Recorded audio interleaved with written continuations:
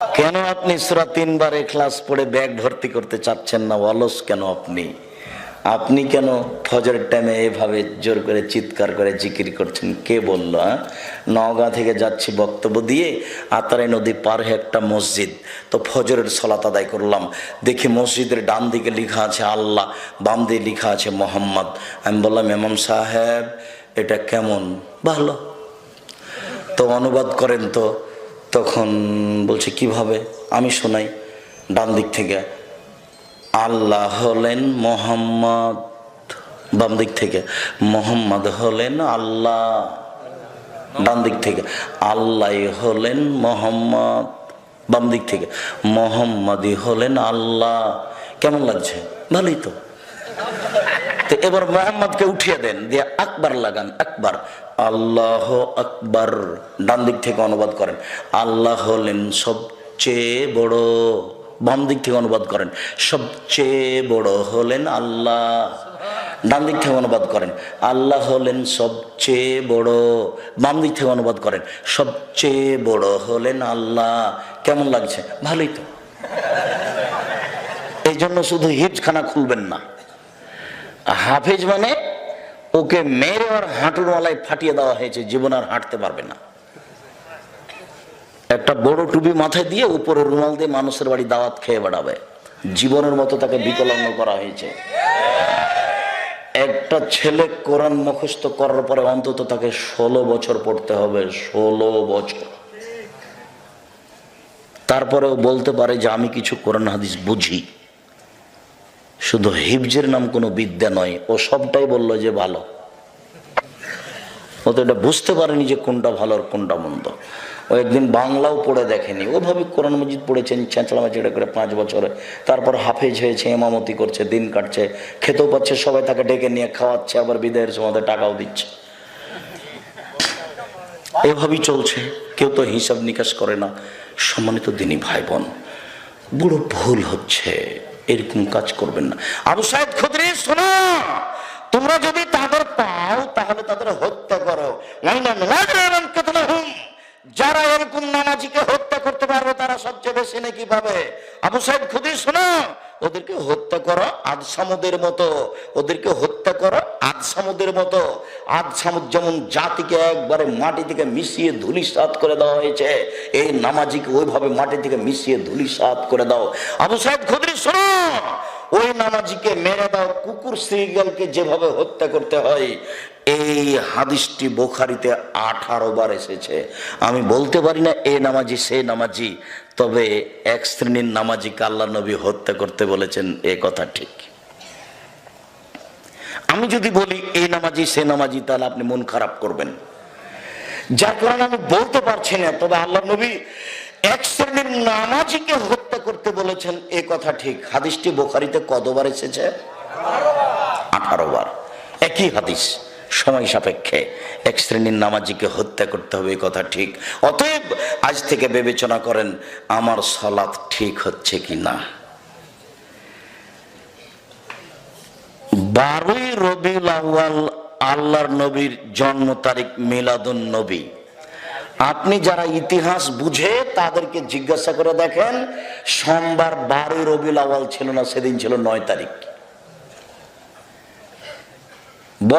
পড়েন আপনি ওই রাহিকুল মাকতুম ইতিহাস পড়েন, আর আপনার ওই মোস্তফা চরিত পড়েন, মৌলানা আকরাম খান, মৌলানা আল্লামা শিবলির আপনি সিরাতুন নবী পড়েন, সবার হিসাব দেওয়া আছে 9 তারিখ পড়ে। তো চলছে যে 12 তারিখ চলছে, তো কে ঠেকাবে তাকে? সব মিথ্যার উপরেই চলছে। কেউ একটু যে বিবেচনা করে না যে কিভাবে সালাত আদায় করলে সালাত কবুল হবে, অথচ কত কঠোর আলোচনা, কত কঠিন আলোচনা যে তাকে হত্যা করতে হবে, এরপরও ভাবে না। শুনুন, চলে এসেছে কিভাবে সালাত আদায় করতে হবে। সাল্লু কামা রাআইতুমুনি উসাল্লি। পৃথিবীর মানুষ, তোমরা সালাত আদায় করো যেভাবে আমাকে সালাত আদায় করতে দেখছো। আল্লাহু আকবার, এদিকে লক্ষ্য করেন, আল্লাহু আকবার। ডান হাত বাম হাতের আঙ্গুলগুলি জমা জমা থাকবে, কাঁধ সামনাসামনি থাকবে, আঙ্গুলগুলি আকাশের দিকে থাকবে। এভাবে বলবেন না আল্লাহু আকবার, এরকম করবেন না। আল্লাহু আকবার এভাবে কান ধরবেন না।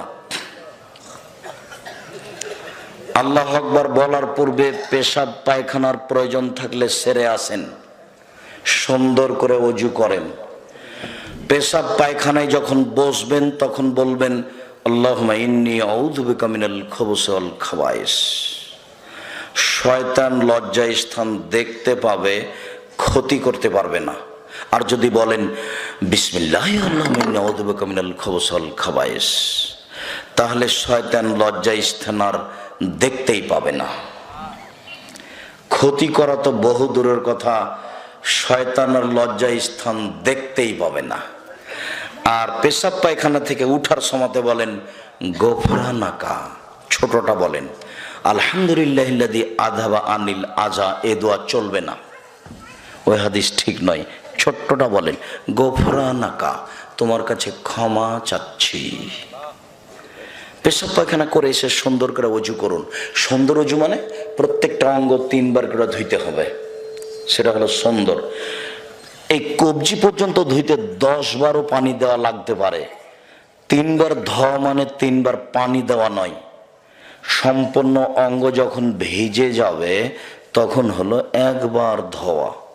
ধোয়া জায়গায় পানি দিয়ে ধোয়ার নাম দ্বিতীয়বার ধোয়া, ধোয়া জায়গায় পানি দিয়ে ধোয়ার নাম তৃতীয়বার ধোয়া। এ হলো সুন্দর ওযু। একবার ধুইতে গিয়ে কতবার পানি লাগবে লাগুক, যখন সম্পূর্ণ ভিজে গেছে একবার ধোয়া, সে হলো সুন্দর ওযু। পেশাব পায়খানা শেষ করে পানি দিয়ে পবিত্রতা অর্জন করুন। পানি না থাকলে ঢেল টিস্যু পেপার, আগে ঢেল টিস্যু পেপার পরে পানি, এ নীতি বাতিল, এটা মিথ্যা। আগে ঢেল টিস্যু পেপার পরে পানি, এ নীতি চলবে না। ঢেল টিস্যু পেপার নিয়ে 40 কদম হাঁটা, এইটা একেবারেই শরীয়তে নোংরা কাজ।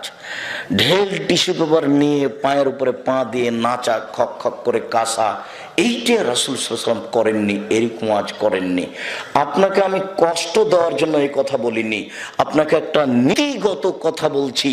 আপনি যে ঢেল নিয়ে এইভাবে 40 কদম হাঁটছেন, পা উঠাচ্ছেন, বসাচ্ছেন, নাচানাচি করছেন, তো একজন মহিলা যদি আপনাকে দেখে তাহলে তাকে কেমন কেমন লাগবে?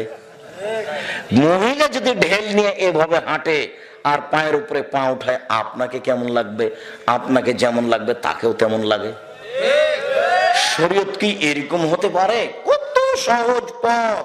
ও বলছে আব্দুর রাজ্জাক সাহেব ধরেন 40 কদম হাঁটে এই জন্য যে প্রেসার আছে, আরো 40 কদম কেন? 40 ঘন্টা পরে যদি ঢেল ফেলেন তবু মনে হবে যে পেশাব আসলো। কেন? এটা আপনার অভ্যাস হয়ে গেছে। পেশাব শেষ হয়ে গেছে, পানি খরচ করে উঠে যান, ওযু শেষে এদিকে করবেন, একটু হাতে পানি নিয়ে লজ্জা স্থান সামনাসামনি ছিটিয়ে দিবেন, সব শেষ। রাসূল সাল্লাল্লাহু আলাইহি ওয়াসাল্লাম কত সহজ বলেছেন। আপনি বিপদে পড়লেন কেন? গাড়ি ছুটে যাচ্ছে, ওরা তাড়াহুড়া করছে, আসেন গাড়ি চলে যাচ্ছে, আর আপনি এরকম করছেন, কেমনে চলে? আল্লাহু আকবার। 2 পায়ের মাঝে ফাঁক থাকবে, শরীরের ভারসাম্য বজায় রাখতে গিয়ে যতটুকু লাগে। আপনাদের এই এলাকাতে মহিলা বৈঠক হয়, মহিলা বৈঠকে বুবু বলেছে চাঁপাইনবাবগঞ্জের ভাষায়, বুবু নামাজে যখন দাঁড়াবা বুবু, তখন 2 পায়ের গোড়ালিকে জমা রাখিও বুবু। যদি 2 পায়ের গোড়ালির মধ্যে ফাঁকা রাখো বুবু, লজ্জাস্থানের যোগাযোগ বুবু মাটির সাথে হবে, মাটি অভিশাপ করবে। বুবুর সব কথাই নাকি বুখারীতে আছে। মহিলা বৈঠক বন্ধ করার জন্য আমি জরুরিভাবে অনুরোধ জানিয়েছি। মুসলিম বোন, আপনাকে আমি সাবধান করছি, এই নীতি বাতিল, খবরদার নয়। লজ্জা স্থানের যোগাযোগ মাটির সাথে হবে, মাটি অভিশাপ করবে, এই নোংরা কথা আপনাকে কে বলে দিল? মুহাম্মদ সাল্লাল্লাহু আলাইহি ওয়াসাল্লাম এরকম বলেননি, সাহাবীগণ এরকম বলেনি। এইসব কথা থেকে আপনি বিরত থাকুন। আপনার প্রায় কথায় মিথ্যা, এগুলো কোরআন হাদিসে নেই। বিসমিল্লাহ 19 বার পড়লে এত নেকি হয়, হামিম সিজদা এতবার পড়লে এত নেকি হয়, হামিম সিজদা এতবার পড়লে কিছুই হয় না, অক্ষর প্রতি 10 নেকি হয়।